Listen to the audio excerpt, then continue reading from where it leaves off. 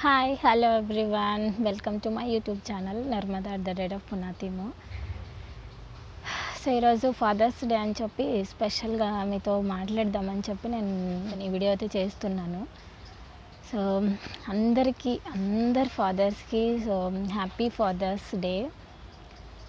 నేను మా నాన్న గురించి కొన్ని విషయాలు మీతో షేర్ చేసుకోవాలని చెప్పి స్పెషల్గా నేను ఒక వీడియో చేయాలని చెప్పి సో నాకు నచ్చిన ప్లేస్కి అయితే వచ్చి కూర్చొని మీతో మాట్లాడుతున్నాను.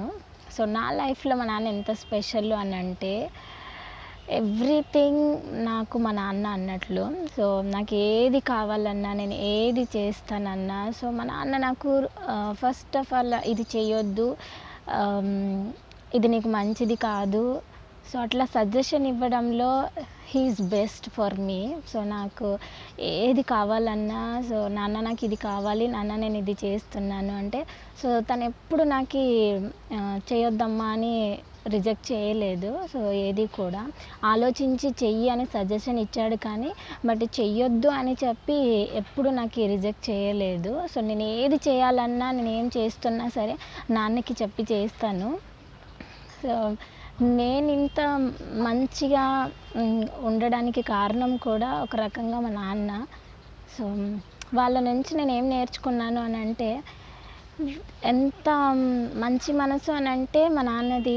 సో ఎవరైనా తనని బాధ పెట్టినా సరే నన్ను బాధ పెట్టినారు అని అనుకోరోడు, తొందరగా వాళ్ళని దగ్గరికి తీసుకుంటాడు. సో మేమే ఒక్కొక్కసారి ఎందుకు నాన్న మనల్ని బాధ పెట్టారు కదా, సో ఎందుకు వాళ్ళతో మనం మాట్లాడాలి అని అంటే మా నాన్న నాకు చెప్పే ఒకటే మాట, మనల్ని వాళ్ళు అలా మాట్లాడినా సరే మనం మంచిగా మాట్లాడితే మన మంచితనం వాళ్ళకి తెలుస్తుంది, మనల్ని బాధ పెట్టినట్ల ఇంకొకరిని బాధ పెట్టరు అని చెప్పి చెప్తారండి. సో ఆ మాట నాకు ఎంతో ఇష్టము. వాళ్ళలో చాలా నచ్చేది ఆ విషయము మా అమ్మ మా నాన్నలో మాకి. సో ఇంకా అంటే నాన్న అంటే బయట ఎంతోమంది ఎన్నో రకాలుగా చెప్తూ ఉంటారు, మీ కొడుకులు ఇలా, మీ కూతుర్లు ఇలా, సో ఇట్లా సో చదివించే వాళ్ళని, జాబ్ చేసే వాళ్ళని, సో ఎన్నో మాటలు వింటుంటాం మనము. సో తల్లిదండ్రులు కొంతమంది అర్థం చేసుకొని సో నా కూతురు నా కొడుకు మాకు తెలుసు అనేది కొంతమంది అర్థం చేసుకుంటారు, అందరూ అలా అర్థం చేసుకోరు. సో పక్కన వాళ్ళ మాటలే వినేస్తారు. మాకు మా నాన్న అలా కాదు, నాకు చాలా బెనిఫిట్ అది.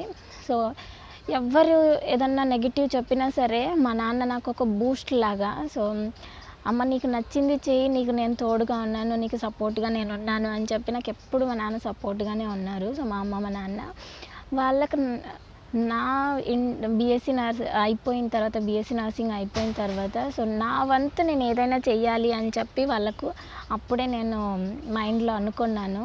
సో వాళ్ళంతకు వాళ్ళు మనల్ని మాకు ఇది ఇవ్వండి, ఇది చెయ్యండి అని చెప్పి పిల్లల్ని అడగరు. సో మనమే వాళ్ళ ఆశ ఏంటి, వాళ్ళ మనసు ఏంటి మనమే తెలుసుకోవాలి, అప్పుడే మనం వాళ్ళకు పిల్లలం అవుతాము. లేదు మన ఇష్టానుసారం మనం ఉందాము, మన లైఫ్ని మనం లగ్జరియస్గా ఎంజాయ్ చేద్దాము అని అనుకోవద్దండి. సో అది రాంగ్. మనకి లైఫ్ ఇచ్చిన వాళ్ళకి మనం లైఫ్ని ఇవ్వాలి, అప్పుడే మనం వాళ్ళకి కూతురు కొడుకు అవుతాము. సో వాళ్ళు ఎప్పుడైతే మనల్ని ఒక బూస్ట్ చేసి మనల్ని ముందుకు పంపించారో సో మనము అదే స్ట్రెంగ్త్ అదే బూస్ట్ వాళ్ళకి ఇవ్వాలి, మనం మీకు మేమున్నాం నాన్న అని చెప్పి. సో అలాంటిదే నేను ఇవ్వాలని అనుకున్నా మా నాన్నకి మా అమ్మకి. సో వాళ్ళకి లైఫ్ లాంగ్ నా తోడు ఎప్పటికీ ఉండాలి అని చెప్పి నేను అనుకున్నా. సో ఎప్పటికీ ఉంటాను కూడా, ఎందుకంటే నా లైఫ్లో నేను చాలా అంటే చాలా స్ట్రగుల్ చూశాను. మా అమ్మ మా నాన్న లైఫ్లో ఎంత కష్టం వచ్చినా సరే వాళ్ళు చదివించడం ఆపలేదు. వాళ్ళకున్న కష్టాన్ని పక్కన పెట్టి ఎక్కడ వాళ్ళు మనీ తెస్తున్నారా లేకపోతే ఎవరితోనైనా ఇప్పించుకొచ్చి మనకి ఇస్తున్నారా, సో ఇలాంటివన్నీ విన్నప్పుడు నాకు అవన్నీ బాగా గుర్తుపెట్టుకొని మరి నేను బీఎస్సీ నర్సింగ్ కంప్లీట్ అయిపోగానే సో వాళ్ళ కోసం ఏదైనా చెయ్యాలని చెప్పి స్ట్రాంగ్గా ఫిక్స్ అయిపోయినాను. అందుకోసమే మా నాన్న మా అమ్మ ఏదైతే నేను చదువుకునేటప్పుడు వాళ్ళు ఇలా ఉంటే బాగుంటుంది, ఇలా ఉంటే బాగుంటుంది అని చెప్పి ఏవైతే మాటలు చెప్పి ఉన్నారో అవన్నీ గుర్తుపెట్టుకొని వాళ్ళ కోసం నా వంతు ఎంత అవుతుందో అంత నేను చేస్తూనే వచ్చినాను.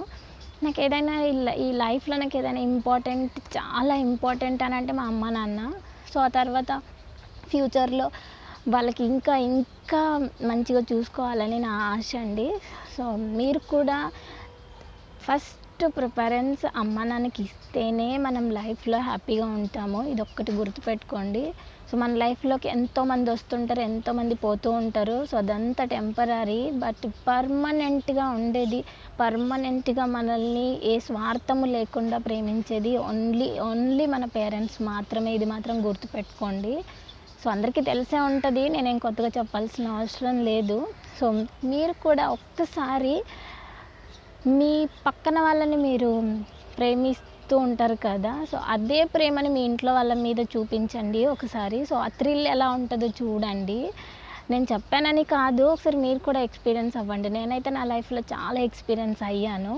సో మా అమ్మ నాన్నకి ఏదైనా ఇష్టమైంది నేను ఇచ్చినప్పుడు, సో వాళ్ళ హ్యాపీనెస్ ఎంత ఉంటుంది అని అంటే, వాళ్ళకి మనం ఈ ప్రపంచాన్నే చూపించాము అన్నంత హ్యాపీనెస్ వాళ్ళల్లో నేను చూశాను. సో మా అమ్మకి ఒకసారి నాకు ఇది కావాలి అమ్మ అని చెప్పి, మా అమ్మ నాకు చెప్తే నేను మా అమ్మకి చెప్పాను, సరే అమ్మ తీసిస్తాను, సరే అమ్మ తీసిస్తాను అని చెప్పి.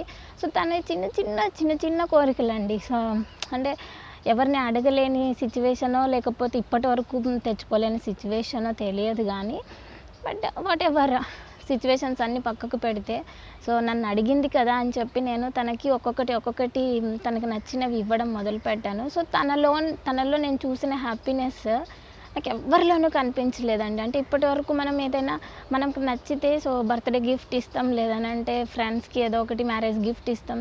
సో అప్పుడు అంత హ్యాపీనెస్ అనిపించలేదు. మా అమ్మకి నేను నచ్చింది తీసిచ్చినప్పుడు, సో మా అమ్మలో నేను చూసిన హ్యాపీనెస్ నాకు ఇప్పటికీ ఇంకా కళ్ళ ముందు కనిపిస్తుంది. అంటే నాకు తెలీదు అప్పటి వరకు, సో మనం ఏదైనా ఇస్తే వాళ్ళు అంత హ్యాపీగా ఫీల్ అవుతారని. సో నేనైతే ఎక్స్పీరియన్స్ అయ్యాను మా అమ్మ మా నాన్నకి చిన్న గిఫ్ట్స్ ఇవ్వడము. సో మీరు కూడా ఒకసారి ట్రై చేసి చూడండి.